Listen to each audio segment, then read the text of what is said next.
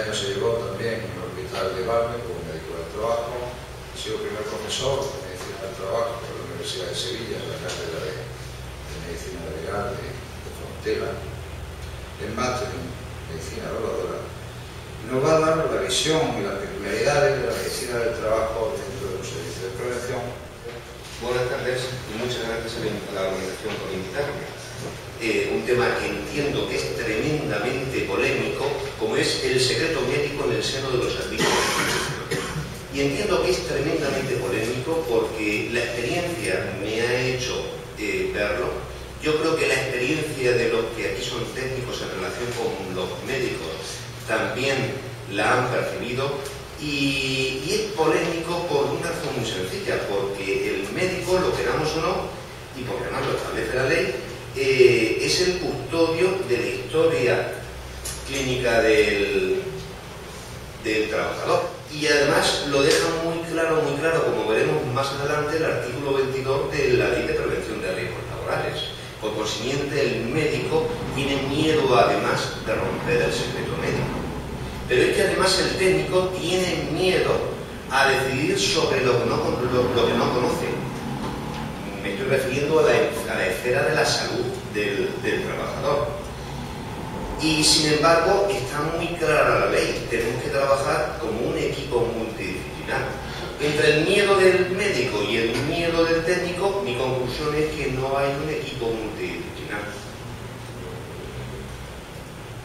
El técnico está claro, muy claro, que no puede curar una enfermedad. Como yo, pues, no puedo ejercer, si no las conozco, las funciones técnicas que pueda tener el técnico en ergonomía o el técnico en seguridad.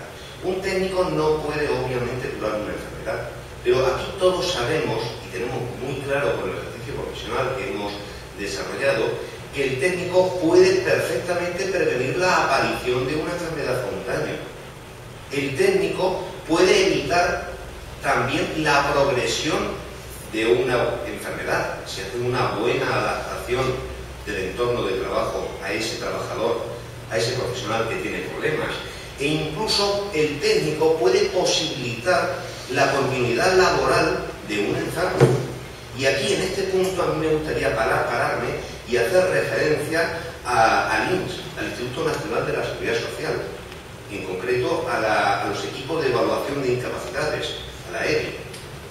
Yo creo que sería importante que los equipos de evaluación de incapacidades pidieran informes, yo diría técnico-clínicos o clínico-técnicos, a los servicios de prevención, para valorar y evaluar si un determinado trabajador sería tributario de algún grado de incapacidad, si se le puede adaptar laboralmente. Yo creo que aquí nadie, absolutamente nadie, es capaz de levantar la mano diciendo sí, a mí el INS me pidió un informe. Yo he hecho informes, que los he hecho a título personal, como carta de presentación de un trabajador al INS, para favorecer, ayudar a la concesión o no de una determinada incapacidad. Pero bueno, dejando esto al margen, está claro que el técnico en prevención, actuando sobre el medio de trabajo, puede prevenir una enfermedad con daño, puede evitar la progresión de una enfermedad con daño y puede posibilitar incluso la continuidad laboral de un enfermo. Para lograrlo es fundamental el concurso del médico, y ahí es donde se habla del servicio de prevención multidisciplinar, dejando bien claro, como os he dicho, que el custodio, según la ley, de ese secreto médico es el médico. El artículo 22 de la ley 31/95 deja bien claro, y es quizás un poco el que deposita esa responsabilidad sobre el médico, quién es el acceso a la información médica. Y dice el artículo 22, yo leo textualmente: el acceso a la información médica de carácter personal se limitará al personal médico y a las autoridades sanitarias que lleven a cabo la vigilancia de la salud de los trabajadores, sin que pueda facilitarse al empresario o a otras personas sin consentimiento expreso del trabajador. Aquí el médico se hace poseedor de la historia clínica y no suelta absolutamente nada.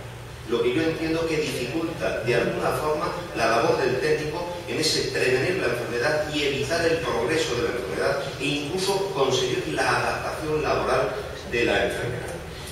Dicho de otra forma, un técnico en seguridad, ¿cómo va a establecer las medidas de seguridad de un trabajador que presenta vértigos si no conoce que tiene esos vértigos y las peculiaridades del vértigo?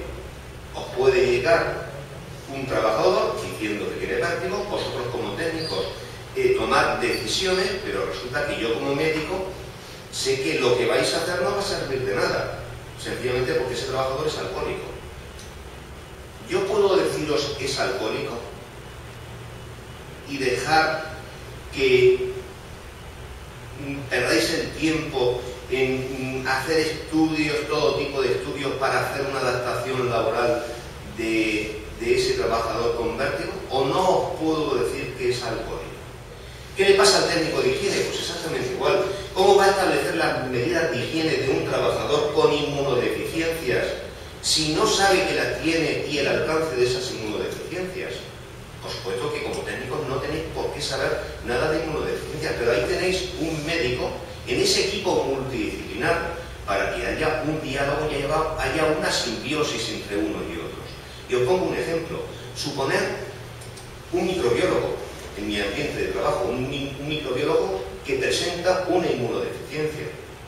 Si yo a vosotros técnicos de higiene no os digo que tiene una inmunodeficiencia y no os explico las características de la inmunodeficiencia, difícilmente vais a poder elegir una campana de protección para el trabajo de ese microbiólogo de conformidad con la enfermedad que tiene.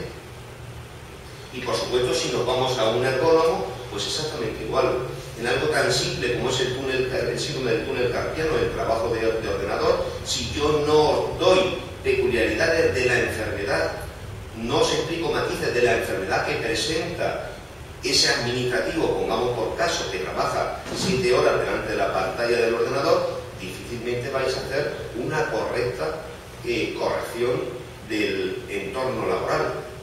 No vais a poder prevenir, no vais a poder evitar la progresión de una enfermedad.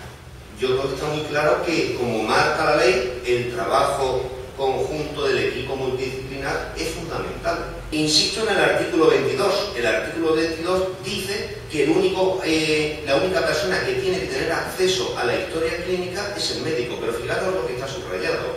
Está subrayado sin consentimiento, sin que pueda facilitarse al empresario o a otra persona, sin consentimiento expreso del trabajador. Yo perfectamente puedo llamar al trabajador que es alcohólico y decirle: oye, ¿tú me dejas que yo dé esta información al técnico de seguridad? Y si él me autoriza, ¿por qué no la voy a dar? Luego ya este primer artículo de ley, el artículo 22, que genera un cierto grado de responsabilidad en el médico en cuanto a que no quiere soltar información, pues bueno, ya tenemos una puerta abierta y es simplemente pedir abiertamente el consentimiento al trabajador, el consentimiento escrito de la información que se va a dar. Hay otra puerta que vais a ver a continuación, pero esta ya de por sí, el propio artículo 22 exime al médico de la obligatoriedad de ser hermético en la historia del trabajador, en la historia clínica. Me estoy refiriendo, bueno, por supuesto, hay más reales decretos, pero en concreto este del año 2000 establece en su artículo 13 que es una infracción muy grave incumplir el deber de confidencialidad en el uso de los datos relativos a la vigilancia de la salud de los trabajadores en los términos previstos en el apartado 4 del artículo 22 de la Ley de Prevención de Riesgos Laborales. Es decir, si ya de por sí es una sanción grave y yo soy médico y me pueden sancionar, pues me retraigo más y evidentemente no os voy a dar ninguna información. Os recuerdo lo que acabamos de ver, que si a mí el trabajador me autoriza, yo puedo dar todo tipo de información. Bien, pero es que además en el año 2002 se publica la Ley 41/2002, la Ley Básica Reguladora de la Autonomía del Paciente y Derechos y Obligaciones en materia de información y documentación clínica. Y fijaros lo que dice esta ley. Dice, en el artículo 7 deja muy claro el derecho a la intimidad del enfermo. Toda persona tiene derecho a que se respete el carácter confidencial de los datos referentes a su salud y a que nadie pueda acceder a ellos sin previa autorización amparada por la ley.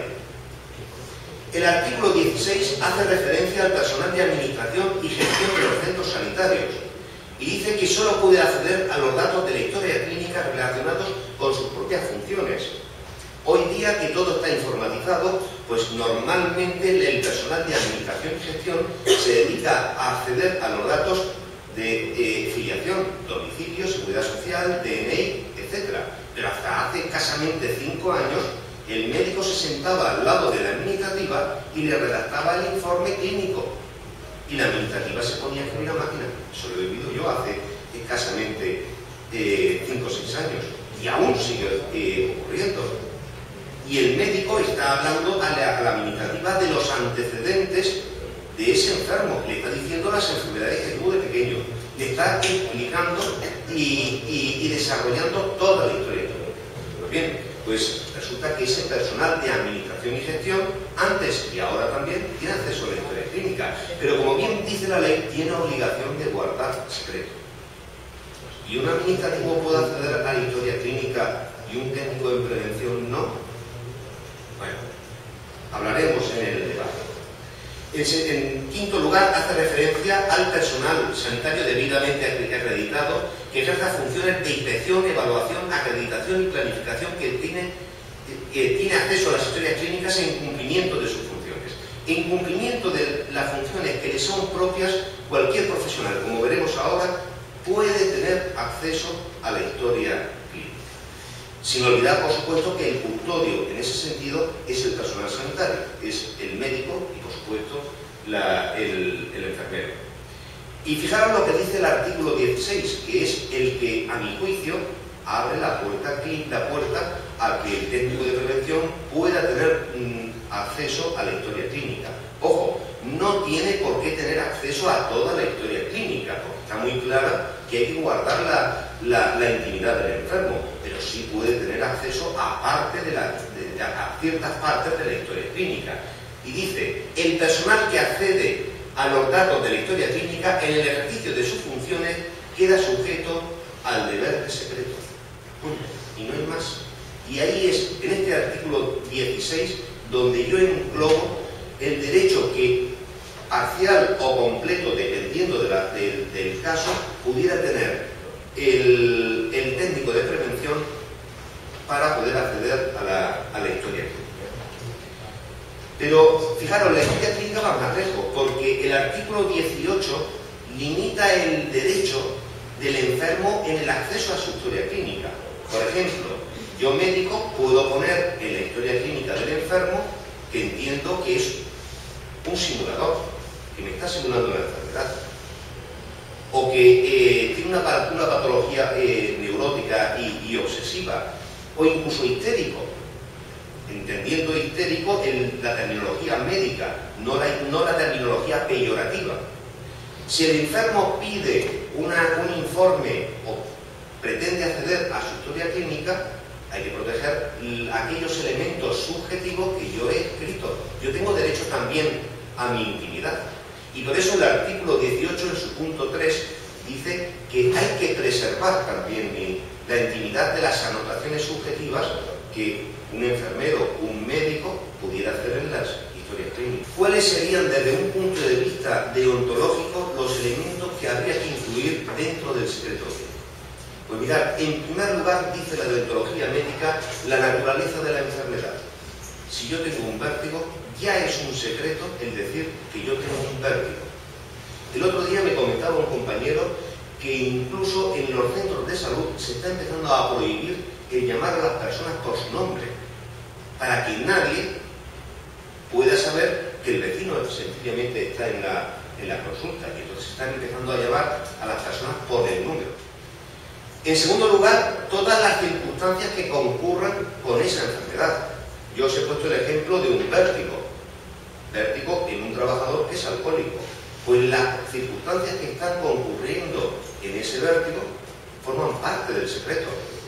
Pero es que además es secreto todo lo que el médico haya visto, haya oído o comprendido con ocasión de sus servicios profesionales.